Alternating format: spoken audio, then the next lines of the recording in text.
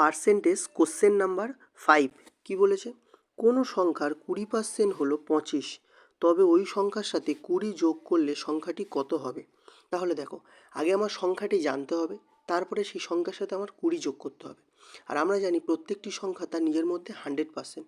তাহলে 20%-এর মান যদি 25 হয়, তাহলে 100%-এর মান কত? তাহলে বলো, 20% সমান সমান যদি 25 হয়, তাহলে 1% সমান সমান 25/20, আর 100% মানে সেই সংখ্যাটি কত হবে? না বলবে 25/20 ইন্টু 100। তাহলে 5 5 25 125। তাহলে এটা হচ্ছে সেই সংখ্যাটা।